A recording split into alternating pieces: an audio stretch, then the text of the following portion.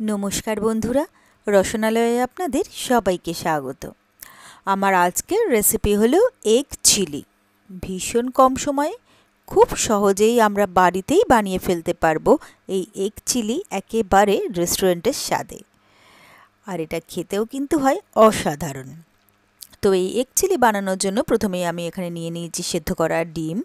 ডিমগুলোকে প্রথমে আমি অর্ধেক করে কেটে নিচ্ছি।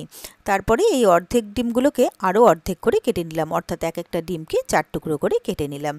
এরপরে একটা বোল নিয়ে নিয়েছি, তার মধ্যে নিয়ে নিলাম আমি 3 টেবিল চামচ কর্নফ্লাওয়ার আর 2 টেবিল চামচ নিয়ে নিচ্ছি ময়দা।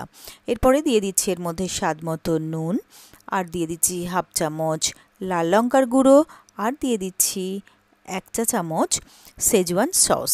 এরপরে এই সবটাকে ভালো করে মিক্স করে নিয়ে এর মধ্যে জল দিয়ে দিলাম। এরপরে এইটাকে একটা গুলে একটা আমি ব্যাটার রেডি করব।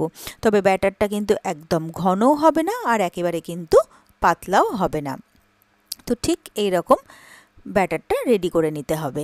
এরপরে আমি একটা প্লেটের মধ্যে নিয়ে নিয়েছি কিছুটা ময়দা। এরপরে যে ডিমগুলো আমি কেটে রেখেছিলাম সেই ডিমগুলো একটা একটা করে নিয়ে এই ময়দার মধ্যে হালকা করে ডিমগুলোকে একটু আমি কোট করে নিচ্ছি। তো এইভাবে সবকটা ডিম আমি কোট করে রেডি করে নিলাম। এরপরে গ্যাসে আমি বসিয়ে দিয়েছি একটা প্যানের মধ্যে দিয়ে দিলাম বেশ খানিকটা তেল। এরপরে যে ডিমগুলো আমি ময়দায় কোট করে নিয়েছিলাম সেই ডিমগুলো আমি এই ব্যাটারের মধ্যে দিয়ে দিলাম। এরপরে ব্যাটারের মধ্যে ভালো করে ডিমগুলোকে আমি ডিপ করে ভালোভাবে এটাকে আমি কোট করে রেডি করে নিলাম। এরপরে তেলটা গরম হয়ে গেলে একে একে ব্যাটারে লাগানো ডিমগুলো আমি তেলের মধ্যে দিয়ে দিচ্ছি এগুলোকে ভাজার জন্য। তো যত কটা ডিম আমার এর মধ্যে ধরলো সেই কটা আমি এর মধ্যে দিয়ে দিলাম। এরপরে আমি এক পিঠটা ভাজা হতে সময় দিলাম। এক পিঠটা ভাজা হয়ে গেলে একে একে প্রত্যেকটা ডিম আমি উল্টে দিলাম যাতে অপর পিঠটাও ভালোভাবে ভাজা হয় তার জন্য। তো ডিমগুলো আমার বেশ ভালোভাবে ভাজা হয়ে গেছে। এবারে এগুলোকে একে একে তুলে আমি আলাদা একটা প্লেটে রেখে দিলাম, আর যে কটা আমার বাকি ছিল সেগুলোও আমি ভাজতে দিয়ে দিলাম।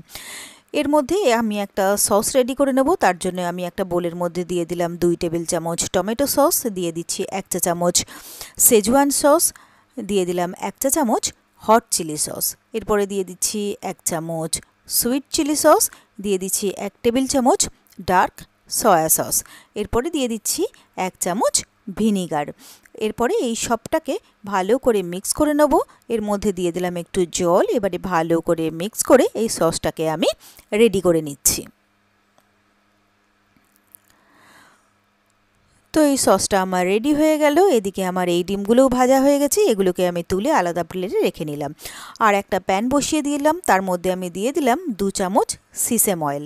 তেলটা গরম হয়ে গেলে দিয়ে দিলাম 1 টেবিল চামচ রসুন কুচি, হাফ টেবিল চামচ আদা কুচি, আর দিয়ে দিলাম 3-4টে কাঁচা লঙ্কা যেটাকে আমি চিড়ে চিড়ে ছোটো ছোটো করে কেটে রেখেছি।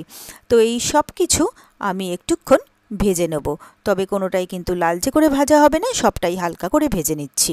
এরপরে আমি এর মধ্যে দিয়ে দিলাম স্প্রিং অনিয়নের কিছুটা সাদা অংশ, এটাকেও আমি একটুক্ষণের জন্য ভেজে নিচ্ছি। এরপরে আমি এর মধ্যে দিয়ে দিচ্ছি চৌকো করে কেটে রাখা পেঁয়াজ, আর দিয়ে দেবো হলুদ রঙের বেল পেপার বা ক্যাপসিকাম। এরপরে এগুলোকেও আমি একটুক্ষণ ভেজে নেব। তবে এই বেল পেপার বা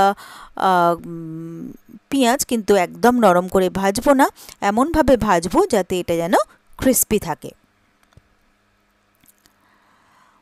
এরপরে যে সসটা আমি রেডি করেছিলাম সেই সসটা আমি এর মধ্যে দিয়ে দিলাম। এরপরে সবটাকে ভালো করে আমি মিলিয়ে মিশিয়ে নিয়ে 30 সেকেন্ডের জন্য এই সব কিছু আমি একসাথে একটু রান্না করে নিচ্ছি।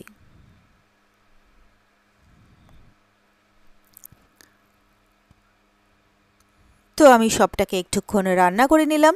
এরপরে যে ডিমগুলো আমি ভেজে রেখেছিলাম সেই ভেজে রাখা ডিমগুলো সব আমি এর মধ্যে দিয়ে দিচ্ছি। এরপরে আরও কিছুটা স্প্রিং অনিয়ন আমি এর মধ্যে দিয়ে দিলাম। এরপরে সবটাকে আমি ভালো করে মিলিয়ে মিশিয়ে আমি প্রথমে 30 সেকেন্ড এটাকে রান্না করে নিচ্ছি। তো সবটাকে আমি ভালো করে মিলিয়ে মিশিয়ে নিলাম। এরপরে আমি এর মধ্যে দিয়ে দিচ্ছি 1 চামচ কর্নফ্লাওয়ার, যেটা আমি 3 চামচ জলে গুলে রেখেছিলাম। সেই কর্নফ্লাওয়ারগুলো জলটা এর মধ্যে দিয়ে দিলাম। এরপরে ভালো করে মিক্স করে নিয়ে এটাকে আরও 30 সেকেন্ডের জন্য আমি রান্না করে নেব। তো এটাকে আরও 30 সেকেন্ড আমি রান্না করে নিলাম। এগ চিলি আমার একদম রেডি। আমি গ্যাসটাকে অফ করে দিলাম। এরপরে আমি সার্ভ করার জন্য নিয়ে নিয়েছি একটা সার্ভিং প্লেট। তো গরম গরম এগ চিলি আমি সার্ভিং প্লেটে তুলে নিচ্ছি সার্ভ করার জন্য। এরপরে আমি কিছুটা স্প্রিং অনিয়ন দিয়ে এটা একটু গার্নিশ করে দিলাম। এরপরে এটাকে আমি সুন্দর করে সার্ভ করে দিলাম। তো ব্যাস, তৈরি হয়ে গেল আমার খুব সহজে আর খুবই চটপট দারুণ টেস্টি একেবারে রেস্টুরেন্টের স্বাদে এগ চিলি রেসিপি। আর আমার এই রেসিপিটা যদি আপনাদের ভালো লেগে থাকে তাহলে আপনারাও বাড়িতে ঠিক এইভাবে একবার ট্রাই করে দেখবেন। আশা করি আপনাদেরও ভীষণ ভীষণ ভালো লাগবে। আর আমার রেসিপিগুলো যদি আপনাদের ভালো লেগে থাকে তাহলে প্লিজ আমার ভিডিওগুলোতে লাইক ও কমেন্টস করবেন। আর আমার চ্যানেলটা যদি নতুন চেক করতে থাকেন তাহলে প্লিজ আমার চ্যানেলটাকে সাবস্ক্রাইব করবেন আর পাশে থাকা বেল আইকনটা প্রেস করে দেবেন।